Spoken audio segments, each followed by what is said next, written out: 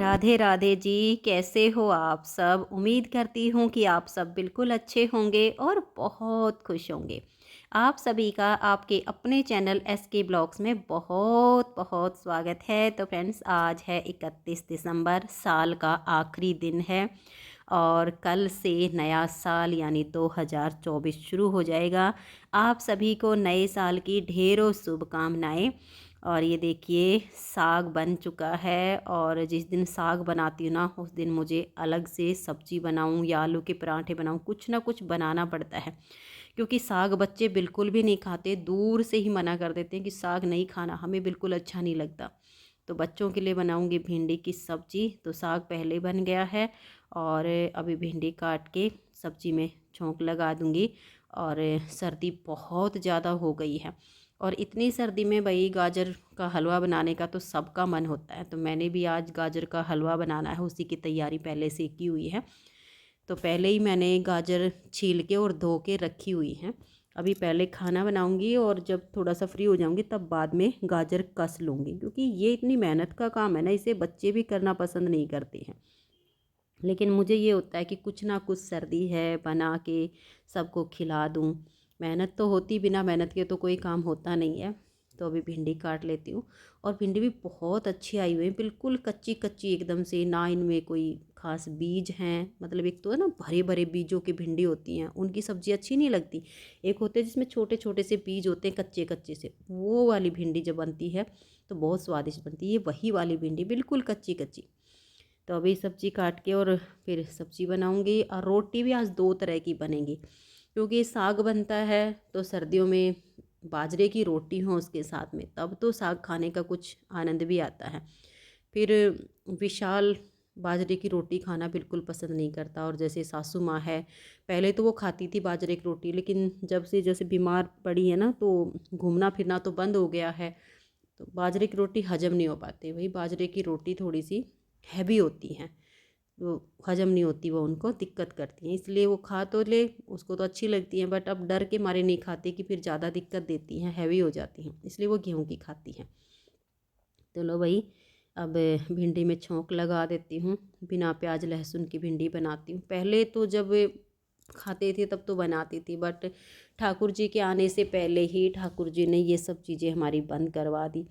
ये ठाकुर जी की कृपा होती है, इनकी कृपा के बिना कुछ भी संभव नहीं है। जब ठाकुर जी की कृपा होती है तो अपने आप जो चीज़ें नहीं खानी चाहिए उनसे मन हट जाता है। तो अभी जैसे इसमें डाला है जीरा, थोड़ी सी अजवाइन भी डाली है इसमें मैंने, थोड़ी राई, थोड़ी सी मेथी के दाने, हींग और धनिया सौंफ को दरदरा करके वो डाला। ये सब मैंने छोंक बनाने के लिए चीज़ें इसमें डाली हैं। ये सारी चीज़ें मैं लगभग सभी सब्जियों में यही डालती हूँ, इसी का छोंक बनाती हूँ, तो सब्ज़ी स्वादिष्ट भी बनती है। और अभी गाजर कसने का भी काम है, लेकिन वो करूँगी मैं बाद में, जब सारा काम कंप्लीट हो जाएगा। दूध भी आ चुका है। एक बार तो मन था कि 2 दिन का दूध इकट्ठा करके और फिर एक दिन ही निकाल दूँगी, क्योंकि मैंने 10 kg गाजर मंगवाई हुई हैं।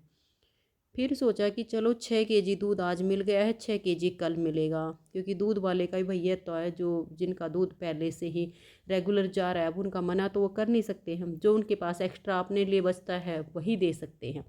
तो 6 kg आज मिल गया है। फिर मैंने सोचा 2 दिन का दूध इकट्ठा करूँगी, यानी फ्रीज में रखूँगी, फिर अगले दिन बनाऊँगी, तो ज़्यादा बनाने में मेहनत भी ज़्यादा लगेगी। तो आधा आधा करके बना लेती हूँ। 5 kg गाजर का आज बना दूँगी, 5 kg गाजर का कल बना दूँगी, तो काम भी जल्दी हो जाएगा, थकावट भी कम होगी। क्योंकि भी देखो, घर के भी सारे काम करने पड़ते हैं, कुछ वीडियो भी बनानी हो, और फिर ये वाला काम तो बिल्कुल ही अलग से हो जाता है।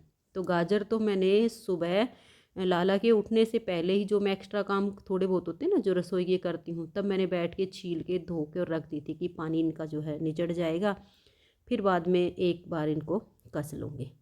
और आज देखिए, भिंडी में मैंने जो मिर्च डाली है ना, काटी नहीं थी, इसमें ये जो एक मशीन होती है ना, इसमें से उनको थोड़ा सा चला लिया है तो वो पिस गई हैं, और फिर डाली है हरी मिर्च इसमें मैंने। कच्ची कच्ची भिंडी है, ज़्यादा टाइम नहीं लगेगा, जल्दी ही पक जाएंगी। थोड़ी देर के लिए ऐसे ढकूँगी ना, 5-7 मिनट में हो जाएंगी।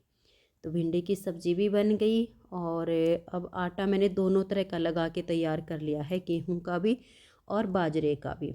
तो पहले गेहूं की रोटी बना लेती हूँ। तो जैसे अभी गाय माता की रोटी बनेगी, फिर सासू माँ की, और फिर गेहूं की रोटी का ही मैं भोग लगा दूँगी ठाकुर जी को। तो ठाकुर जी का तो मन में भाव यही आया है कि सब्जी दोनों खानी है, भिंडी भी और साग भी। तो दोनों तरह की सब्जी, दही और गेहूं के फुलके ये बना के लाला का भोग लगा दूँगी। और फिर उसके बाद बाजरे की रोटी बनाऊँगी। तो अनुज तो खा लेता है खुश होकर बाजरे की रोटी, उसे तो पसंद है। लेकिन जैसे अब साग है, साग वो नहीं खाएगा। भिंडी की सब्ज़ी से उसका पता नहीं वो खाएगा कि नहीं खाएगा। तो मैंने आटा इतना एक्स्ट्रा लगाया है कि अगर वो बाजरे की नहीं खाएगा तो गेहूं की खा लेगा। पूछ लूँगी मैं उससे, जैसा भी वो करेगा उसकी मर्ज़ी है। तो लो भाई, अभी गाय की रोटी बन गई हैं। इनको घी लगा के इनमें थोड़ा सा मीठा, जैसे गाय की हम रोटी निकालते हैं ना, तो उनको ऐसे ही नहीं फोल्ड करके रखना चाहिए, उसमें मीठा रखना चाहिए। शक्कर हो, गुड़ हो, खांड हो, बूरा हो, जो भी हो, मीठा रख के ही गाय की रोटी जो है हमें निकालनी चाहिए। भाई हमारे तो बड़ों ने मैं ऐसा ही सिखाया है, तो मैं उसी तरह से करती हूँ।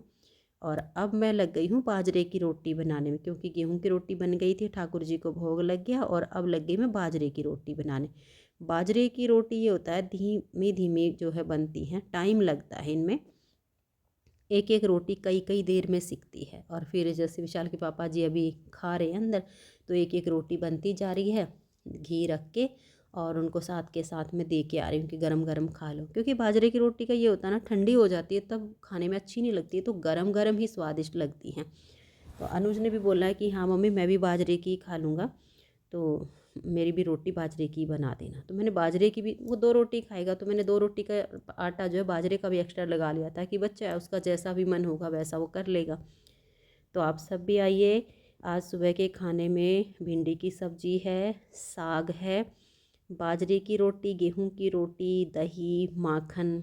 आइए और हमारे साथ सुबह का भोजन कर लीजिए। भाई बाजरे की रोटी तो माखन के साथ खाओ तभी कुछ आनंद आता है। सूखी सूखी रोटी तो बाजरे की, ये खाने को तो कुछ भी खाना पड़ सकता है, ठीक है, बाकी अगर ये हो तो आनंद ही आ जाता है।